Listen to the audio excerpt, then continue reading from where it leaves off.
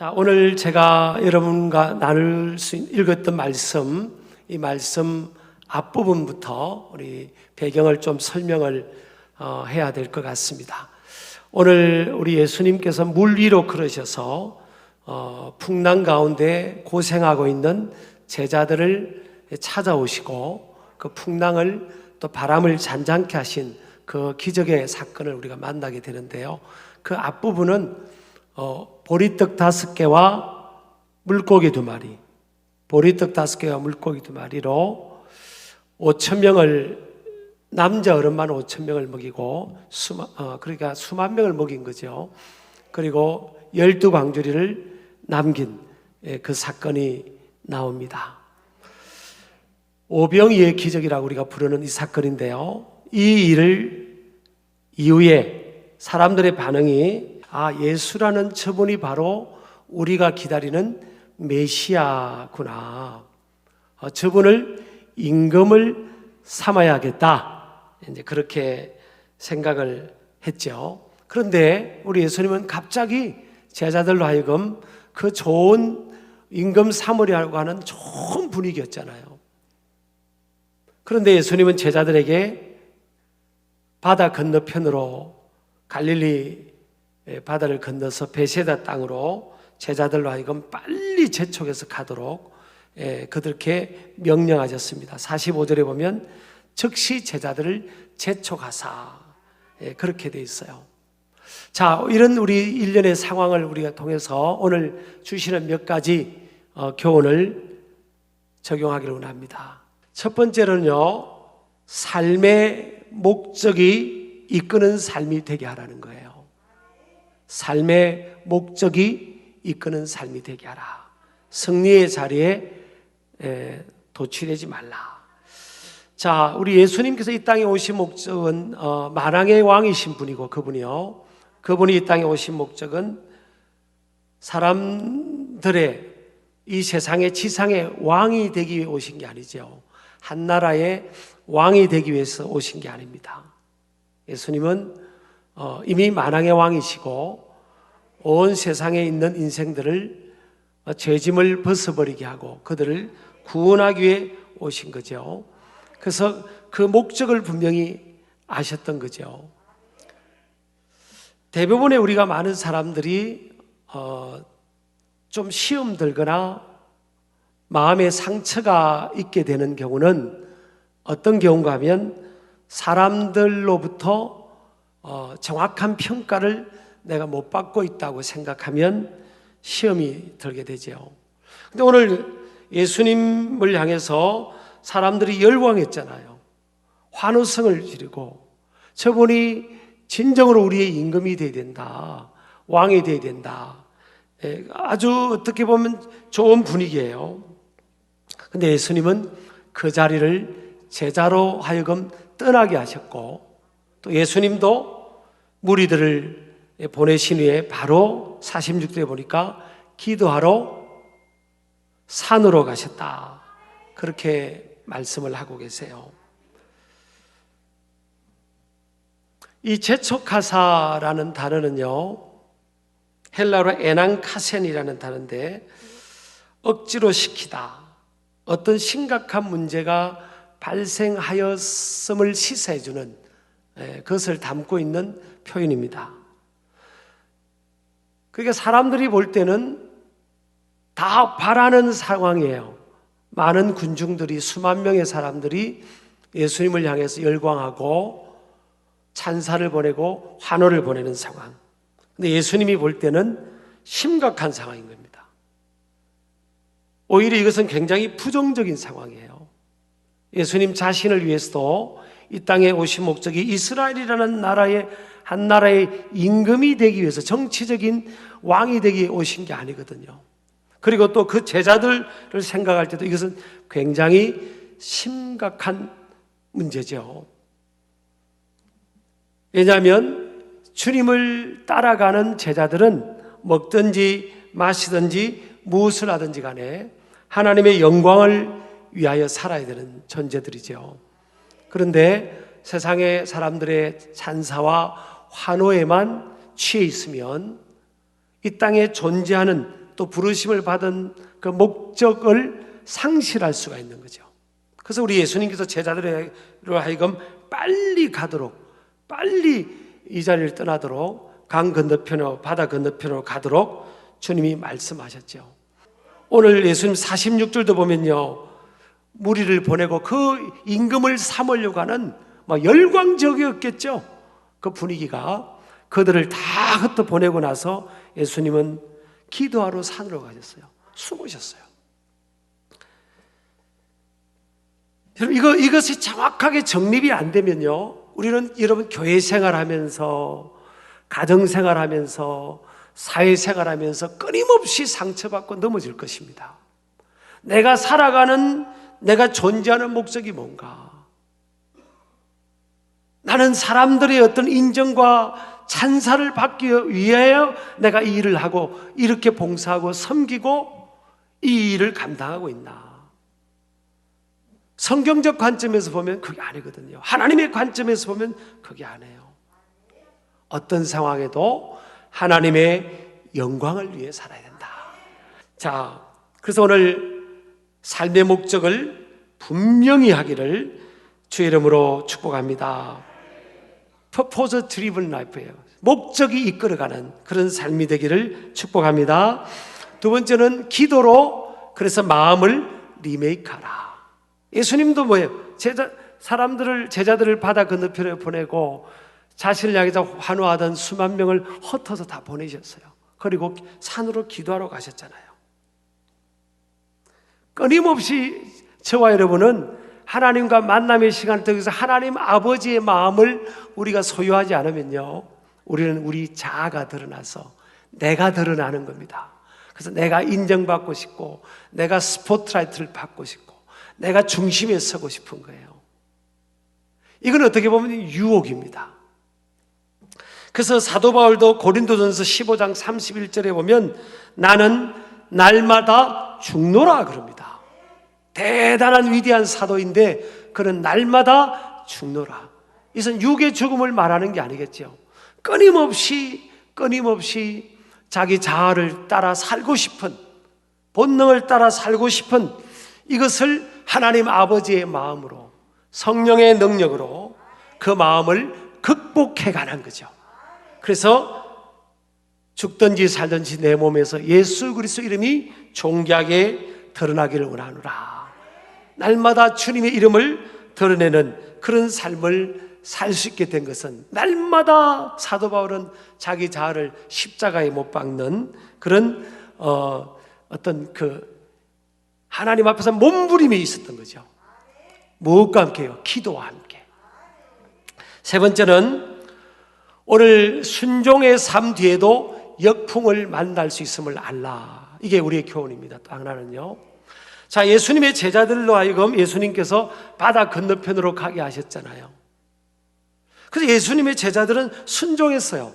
노를 저어서 이제 갈릴리 바다가 폭이 한 10km쯤 된대요. 약 10km쯤 되는데 노를 저어서 바다의 중간점까지 해 저물 점에서 도착했습니다. 바다 중간점이면 한 5km쯤 왔으니까 그때가 저물 때쯤 됐어요. 근데 갑자기 앞에서 앞바람을 맞은 겁니다. 강한 앞바람을 맞았어요. 그래서 아무리 노를 저어도 앞으로 갈 수 없는 강한 바람을 맞았는데, 이 그 바람 속에서 노를 저으면서 씨름한 시간이요, 약 9시간에서 12시간이에요.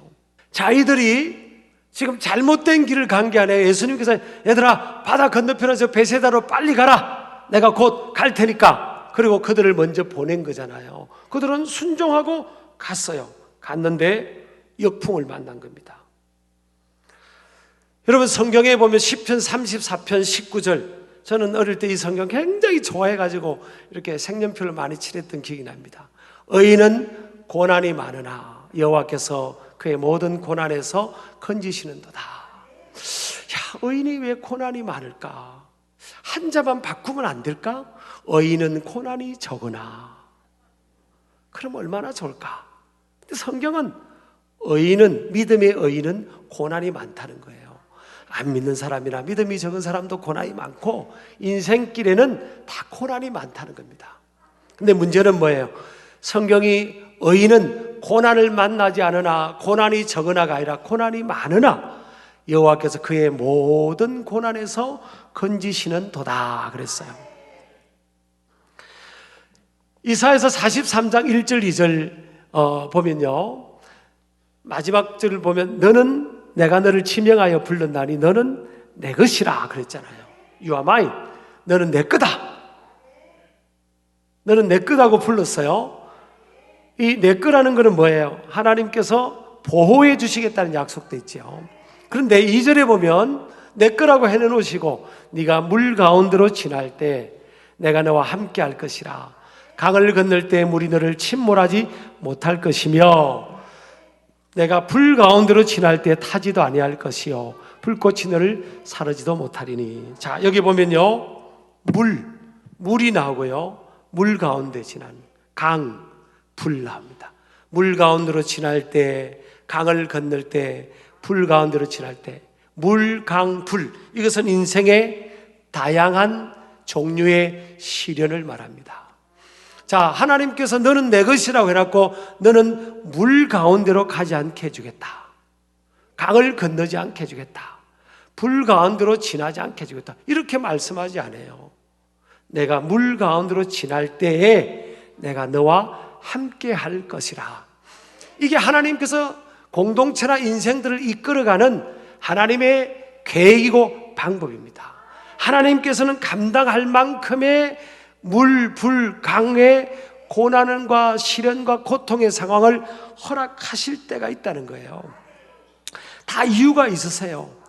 하나님이 허락하신 삶에는요, 다 이유가 있어요. 그래서 로마서 8장 28절 보면 하나님을 사랑하는 자, 곧 그의 뜻대로 부르심을 받은 자들에게는 모든 것이 합력하여 뭘 이룬다고요? 악을 이룬다? 선을 이룬다 그렇게 되어 있습니다. 하나님은 합력해서 다 좋게 하시는 거예요. 과정 속에는 물, 불, 강과 같은 고통이 있고 고난이 있어도 하나님은 합력해서 결국은 좋게 해주시는 분이다.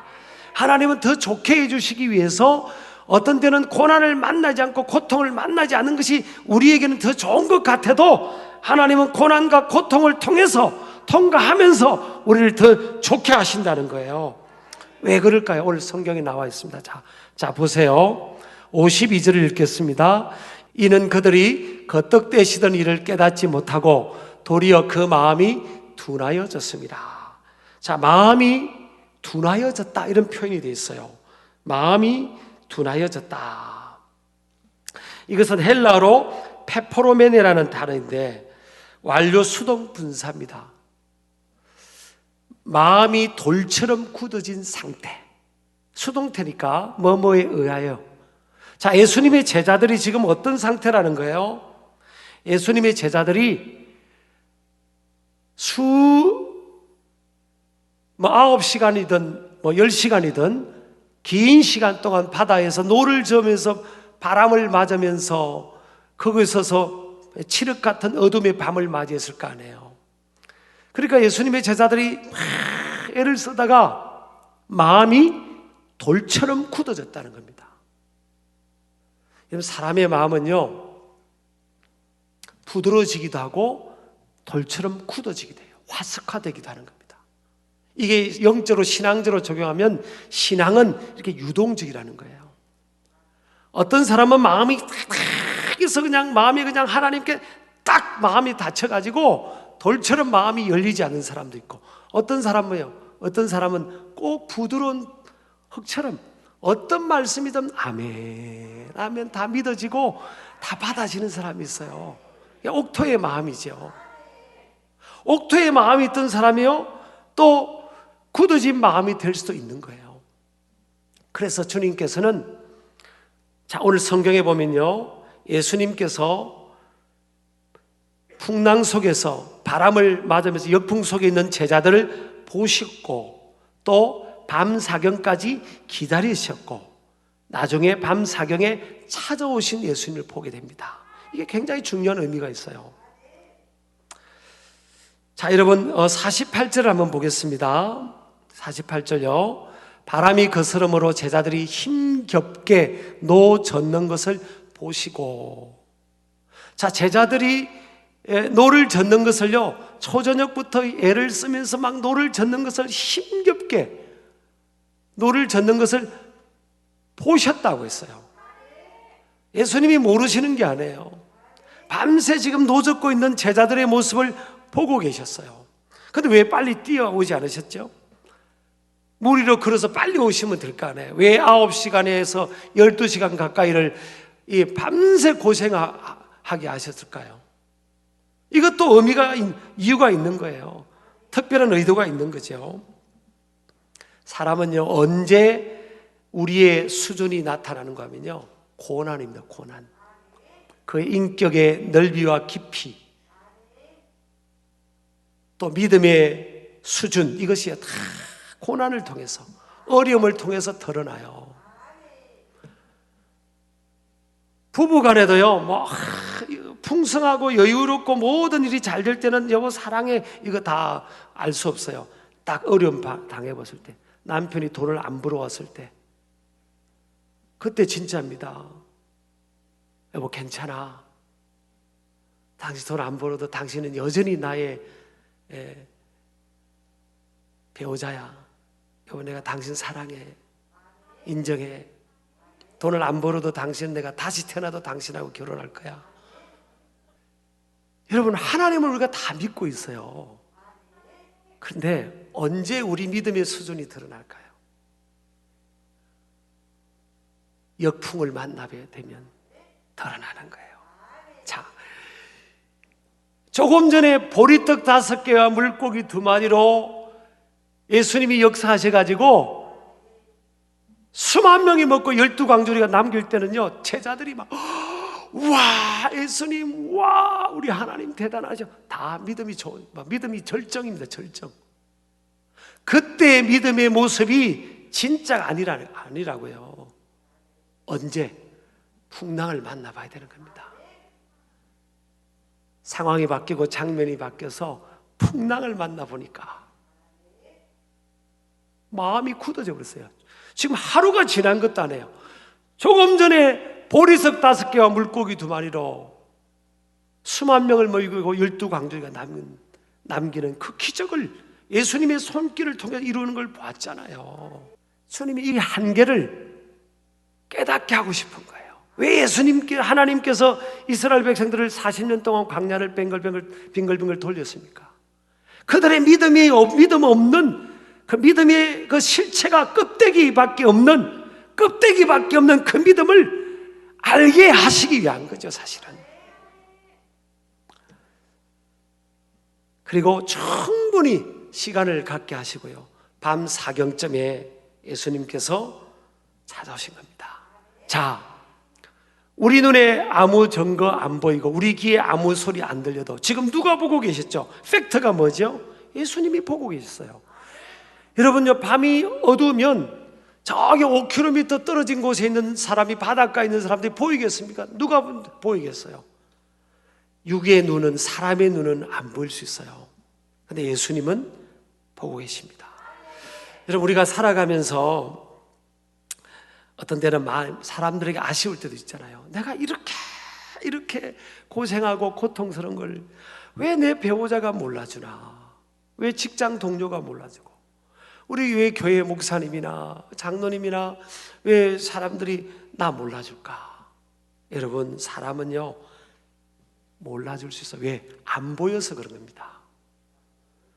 지금 안 보이는 거예요.